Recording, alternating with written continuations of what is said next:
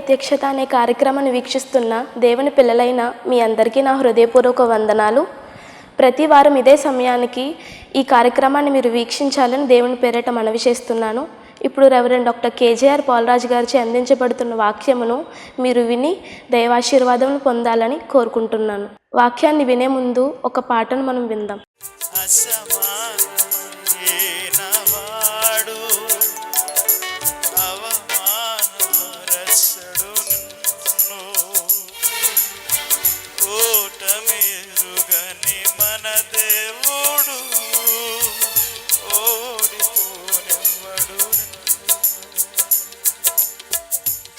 దేవుడు నీతో సూటిగా గొప్ప దైవజనుల నోట నుండి వచ్చిన ప్రతి మాట నీ జీవితంలో విలువైన ముత్యము లాంటిది. అటువంటి ముత్యములు కలిగినటువంటి మాటలను విని నీ జీవితంలో అన్వయించుకోని పరిస్థితిలో నీ ఉంటే ఆ బ్రతుకు నిష్ప్రయోజనమే, నిష్ఫలమే, ఉపయోగము లేనిదే. ఈ దేవుడు నీతో సూటిగా నీతోనే నీ హృదయమునే బలపరచునంతగా బలపరచు.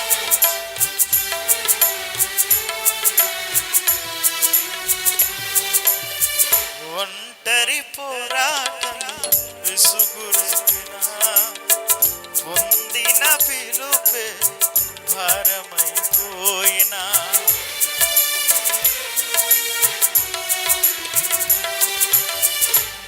మేయులందరూ అవమానిస్తున్నా నమ్మదగిన వారు లేక నిరాశతో నిలిచిన పిలుపునే విడచి మరలిపోకుమా. న్యాయాధిపతియే నాయకునిగా నిలుపును నిన్ను పిలుపునే విడచి మరలిపోకుమా. న్యాయాధిపతియే నాయకునిగా నిలుపును నిన్ను పిలచిన దేవుడు నిన్ను మరచిపోను. చెప్పండి, పిలచిన దేవుడు నన్ను మరచిపోనా. సియోను దేవుడే నన్ను సిగ్గుపడనివ్వడు. కనికర పూర్ణుడే నా కన్నీరు అందరూ స్వరము తెరిచి నన్ను సిగ్గుపడనివ్వడు. కనికర పూర్ణుడే నా కన్నీరు తుడుచును. అసమానమైన వాడు అవమానపరచడు నిన్ను. ఓటమి ఎరుగని మన దేవుడు ఓడిపోనివ్వడు నిన్ను.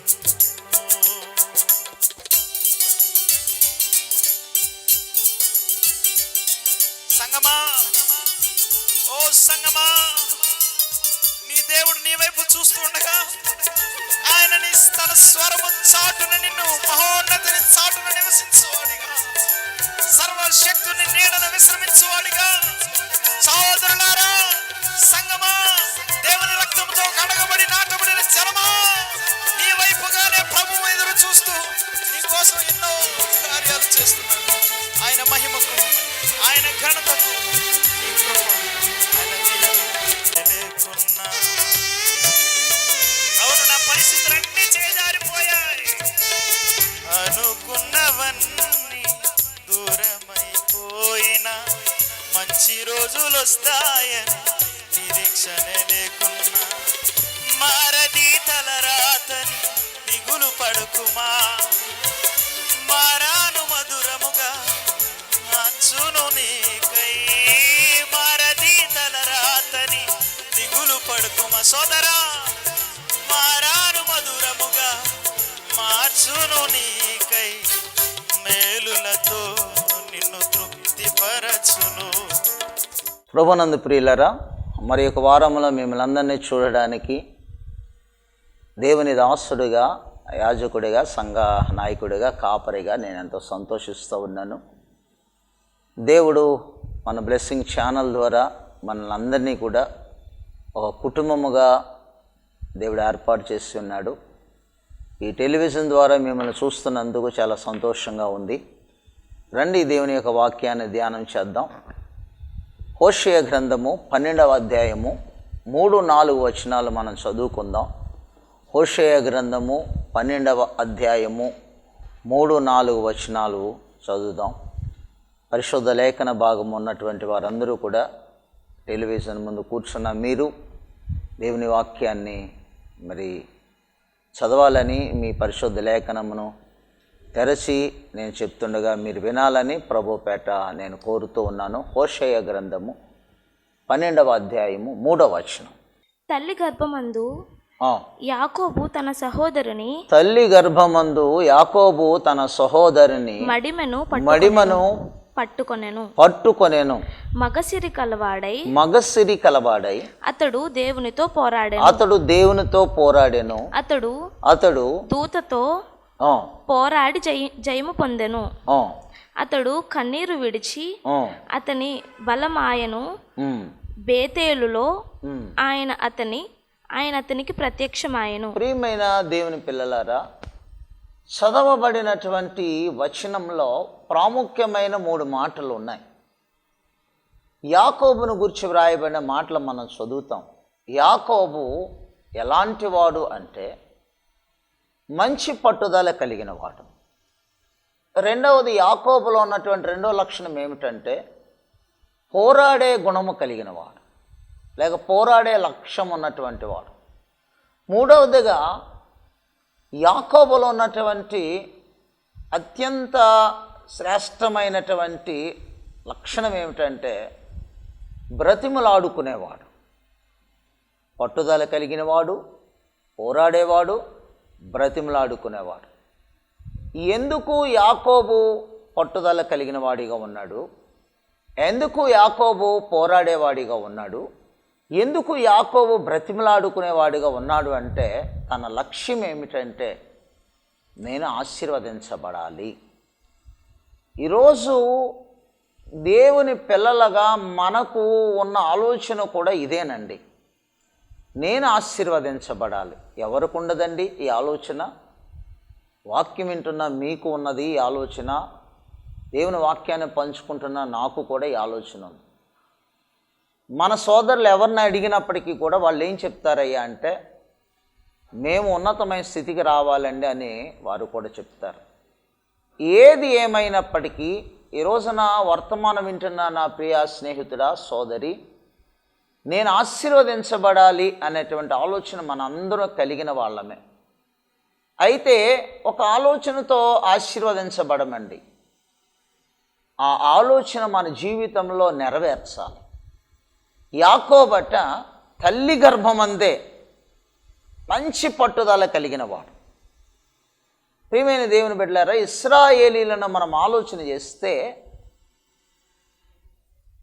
ఎవరైతే మొదట పుడతారో వాళ్ళకి 2 వాటా ఉంటుంది.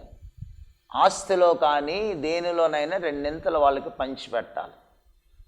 కనుక తన తల్లి అయినటువంటి రెబ్కా గర్భములోనే యాకోబు ఏశావులు ఉన్నప్పుడు ఏశావు పెద్ద కుమారుడు గనక మరి మొదటిగా తన గర్భంలో ఉన్న రెబ్కా గర్భంలో ఉన్నటువంటి 2 శిశువులు ఉన్నప్పుడు తన అన్న అయినటువంటి ఏశావు కంటే యాకోబు మొట్టమొదటిగానే భూమి మీదకి రావాలని తల్లి గర్భంలో తన అన్న అయినటువంటి ఏశావుతో పోరాడినట్లుగా చూస్తున్నాం.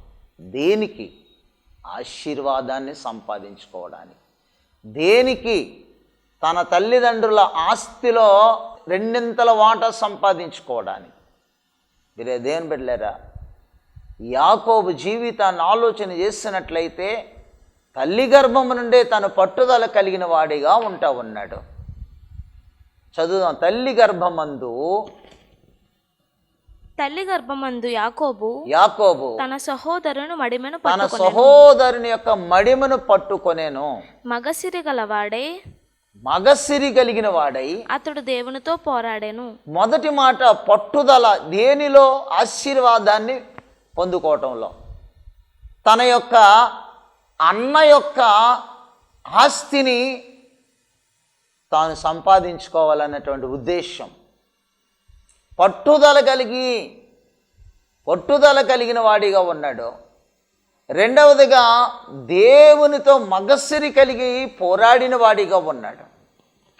ప్రియ దేవుని బిడ్డలారా, మరి ఎబ్బోకు రేవు దగ్గర పద్దనరాము నుండి వస్తున్నప్పుడు చీకటి పడిపోయినప్పుడు, తాను ఒంటరివాడిగా ఉండిపోయినప్పుడు, ఆ రాత్రి అరణ్యములో దేవాది దేవుని యొక్క పాదాలు పట్టుకుని పోరాడిన వాడిగా మనం చూస్తాం. ప్రియమైన దేవుని పిల్లలారా, ఎంతవరకు పోరాడాడు అంటే రాత్రంతా పోరాడాడు. ఎవరితో? దేవునితో. ఏమండి, ఒక మానవ మాతృడు దేవునితో పోరాడి గెలవగలడా? ఎప్పటికీ సాధ్యం కాదు. కానీ తన పట్టుదల ఏది ఏమైనప్పటికీ కూడా ఆయన నా మీద జాలి చూపించకపోతాడా? దేవాది దేవుడు నన్ను కరుణించకపోతాడా? దేవాది దేవుడు నన్ను రక్షించకపోతాడా? ఈ రాత్రి నన్ను కాపాడకపోతాడా? ఈ రాత్రి ఆయన పాదాలు పట్టుకుంటే ఆయన పాదాలు పట్టుకున్నటువంటి నన్ను తోసివేసుకుని వెళతాడా? దేవుడు కదా, ఆయన మహనీయుడు కదా. ఏది ఏమైనప్పటికీ కూడా నన్ను ఆయన విడిచిపెట్టడు అనేటువంటి పట్టుదలతో, పౌరుషముతో అక్కడ పోరాడుతూ ఉన్నాడు. ప్రియులారా, పోరాడుతూ ఉన్నాడు. అయ్యా, ఈ రాత్రి నన్ను దీవిస్తేనే కానీ నేను నిన్ను పోనీయను అంటున్నాడు. ప్రియమైనటువంటి దేవుని బిడ్డలారా, ఆదికాండంలో ఆ మాట మనం చదువుతాం. ఏమంటున్నాడు? అయ్యా, ఈ రాత్రి నన్ను ఆశీర్వదిస్తేనే కానీ నేను నిన్ను పోనీయను అంటున్నాడు. ప్రియులారా, ఏం కావాలంట? యాకోబుకి ఆశీర్వాదం. ఆశీర్వాదం కొరకు పట్టుదల కలిగి ఉన్నాడు. ఆశీర్వాదం కొరకు పోరాటము ప్రారంభించాడు. ఎప్పుడైనా మన జీవితంలో ప్రార్థనలో దేవునితో పోరాడేవా? అయ్యా, నీవు నన్ను ఆశీర్వదిస్తేనే కానీ, నీవు నన్ను నాపై దయ చూపిస్తేనే కానీ, నీవు నా మీద కరుణ చూపిస్తే కానీ ఇదిగో నేను ఈ ప్రార్థన నుండి నేను లేచి వెళ్ళను అని ఎప్పుడైనా నీవు ఒక పట్టుదలతో ప్రార్థన చేసావా? లేక అలవాటుగా ప్రార్థన చేస్తూ ఉన్నామా? యాకోబు అరణ్యములో పట్టుదలతో తెల్లవారిందాకా కూడా, తెల్లవారుతుంది అనేటువంటి సమయం వరకు కూడా, దేవుడు తెల్లవారుతుంది నన్ను పోనీ అనేటువంటి ఆయన నోట నుండి మాట వచ్చేంత వరకు కూడా యాకోబు దేవుని పాదాలు పట్టుకుని విడిచిపెట్టలేదు ఆ రాత్రి. ప్రియమైన దేవుని పిల్లలారా, యాకోబుకున్న పట్టుదల ఈరోజు నీకుంటే నాకుంటే నిజంగా యాకోబు లాంటి ఆశీర్వాదాలను సంపాదించుకుని ఉండేవాళ్ళు. ప్రియమైన దేవుని బిడ్డలారా, యాకోబు అరణ్యం ఒంటరివాడైనప్పటికీ కూడా, తోడెవరి లేకపోయినప్పటికీ కూడా, నీవేనయ్యా నాకు తోడు అంటూ యాకోబు తన జీవితంలో దేవుని పాదాలు పట్టుకున్నవాడై దేవుని పాదాలు విడిచిపెట్టలేదండి. ఎంత పట్టుదల, ఎంత పోరాటం అండి! దేనికి పట్టుదల, దేనికి పౌరుషము అంటే ప్రార్థనలో లేక దేవునితో మాట్లాడడంలో.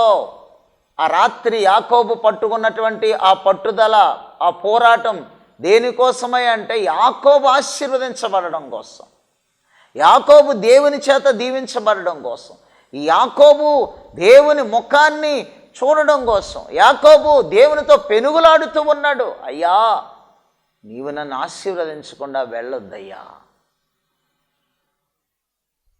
ప్రియ దేవుని పిల్లలారా, ఆశీర్వాదాలు ఉట్టినే రావండి. ఏదో ప్రార్థన చేసేసినంత మాత్రాన, ఏదో అలవాటుగా ప్రార్థన చేసేసినంత మాత్రాన కాదు. ఈ రోజున రూపాయలు సంపాదించాలి అంటే ఉదయకాలం నుంచి సాయంత్రం వరకు నువ్వు ఏ పని ఒప్పుకున్నావో ఆ పని, ఒకవేళ నువ్వు చదువరవైతే, ఎడ్యుకేటెడ్ అయితే, మరి కంప్యూటర్ ముందు కూర్చొని ఆ పనంతా కూడా పూర్తి చేయాలి.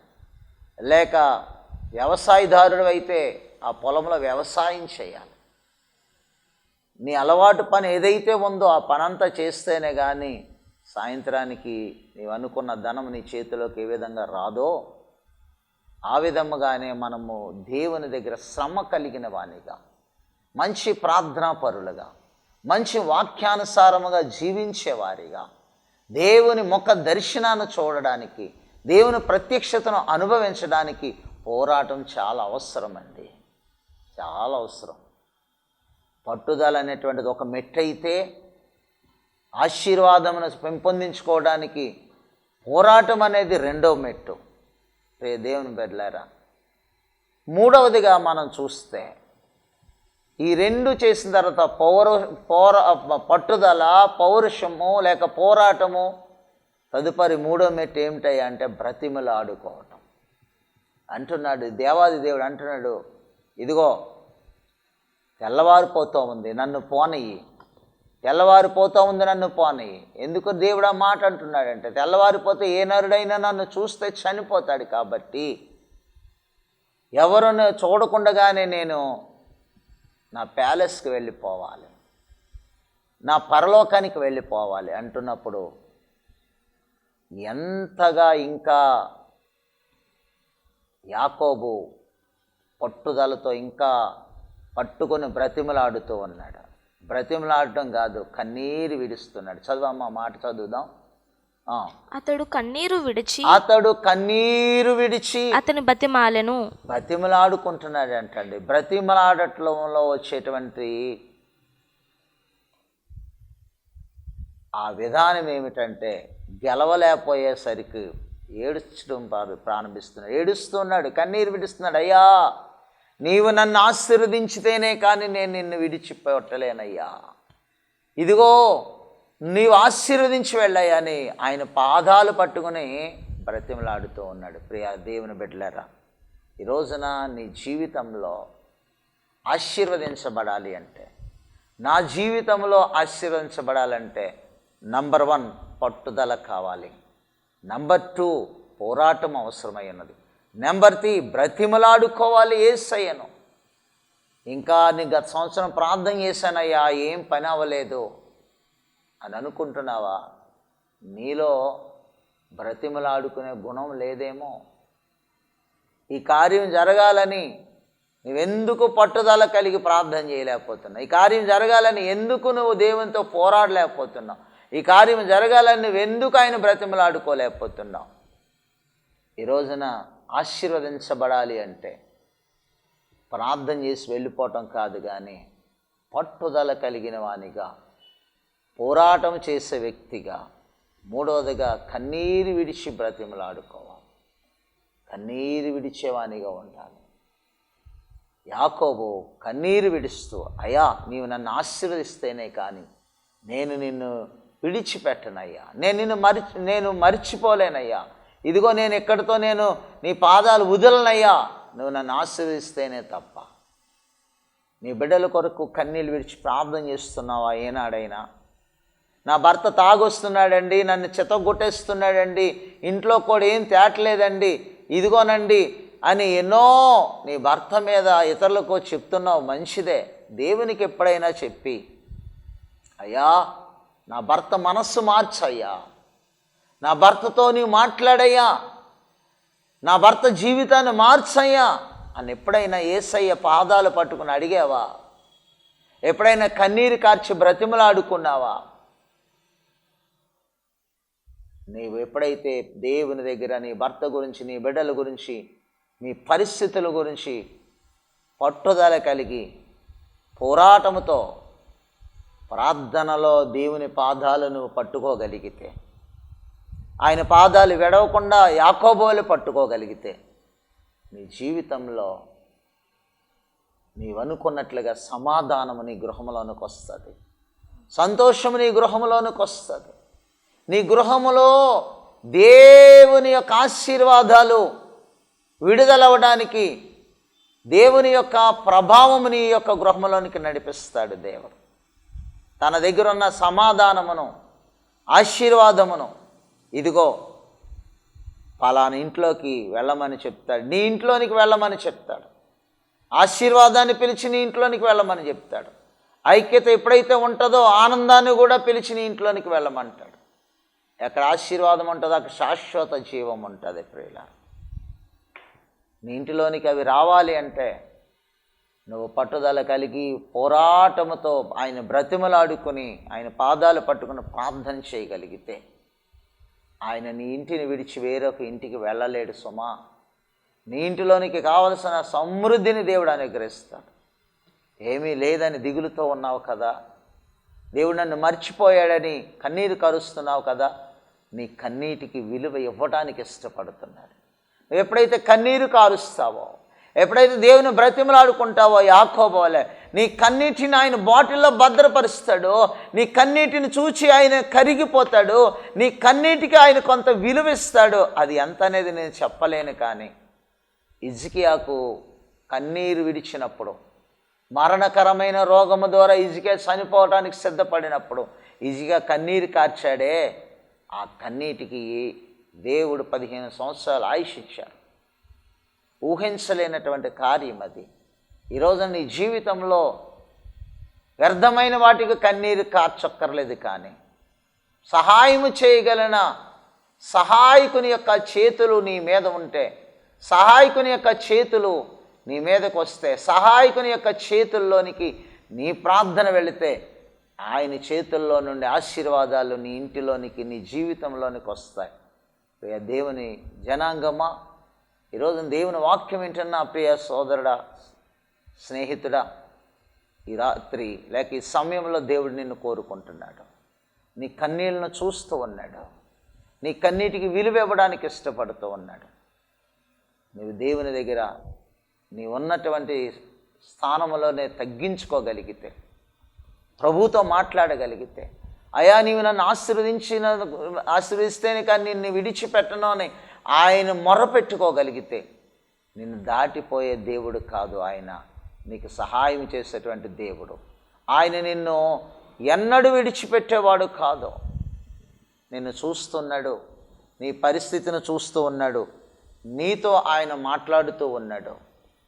ఈరోజున దేవుని ప్రత్యక్షత అనే కార్యక్రమంలో ఎవరితోనో కాదు స్నేహితుడా, సోదరి, నీతోనే మాట్లాడుతున్నాడు.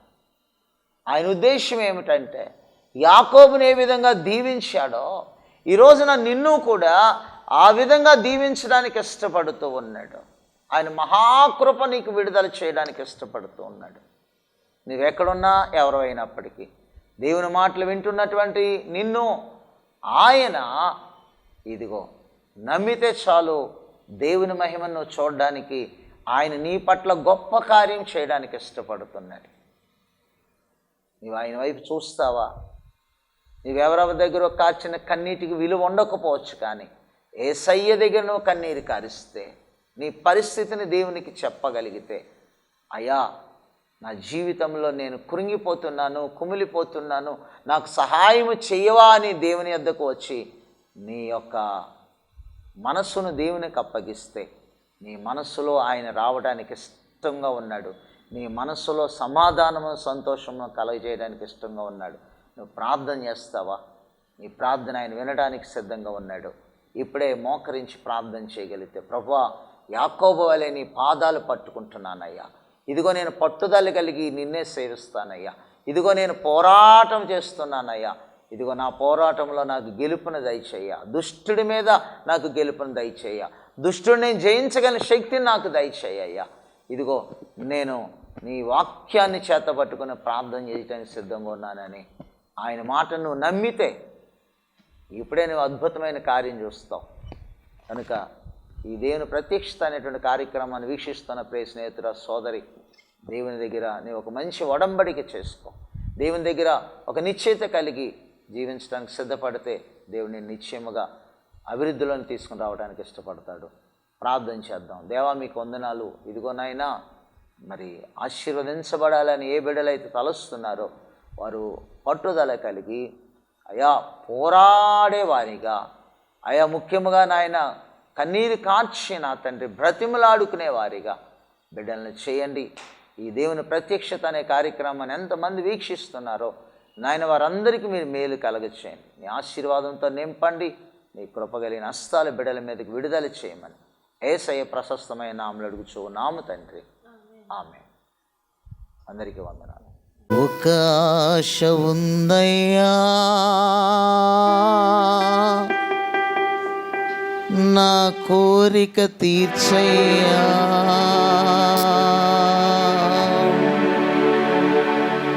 నా మనవిను యేసయ్యా ప్రత్యుత్తరమివ్వయ్యా. ఒక ఆశ ఉందయ్యా, నా కోరిక తీర్చయ్యా, నా మనవి యేసయ్యా ప్రత్యుత్తరమియ్యయ్యా. ఒక ఆశ ఉందయ్యా, నా కోరిక తీర్చయ్యా, నా మనవి యేసయ్యా ప్రత్యుత్తరమియ్యయ్యా. యవన కాలమందుని కాడిమోయగా బలమైన విల్లుగా నన్ను మార్చవా. యవన కాలమందుని కాడిమోయగా బలమైన విల్లుగా నన్ను మార్చవా. ఆశ ఉందయ్యా, నా కోరిక తీర్చయ్యా, నా మనవి యేసయ్యా ప్రత్యుత్తరమియ్యయ్యా. ఒక ఆశ ఉందయ్యా, నా కోరిక తీర్చయ్యా, నా మనవి యేసయ్యా ప్రత్యుత్తరమియ్యయ్యా.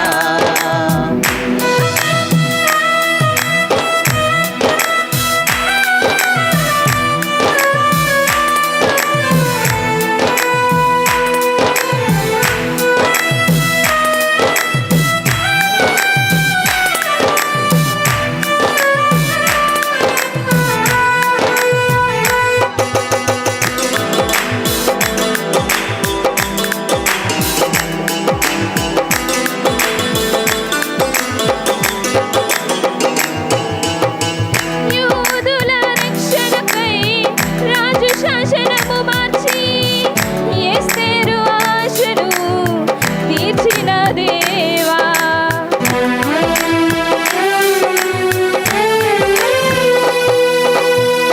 యూదుల రక్షణకై రాజు శాసనము మార్చి ఎస్తేరు ఆశను తీర్చిన దేవా. ఈ తరములో మా మనవులను ఆలకించవా. మా దేశములో మహారక్షణ కలుగజేయవా.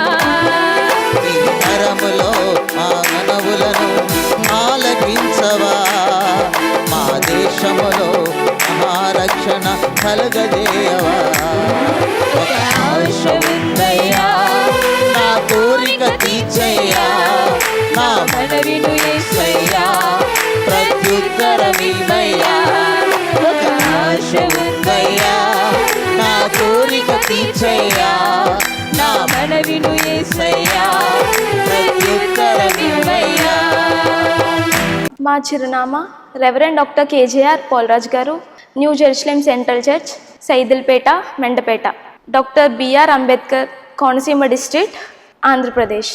మా సెల్ నంబర్స్ 9676497742 మరియు 9618277996.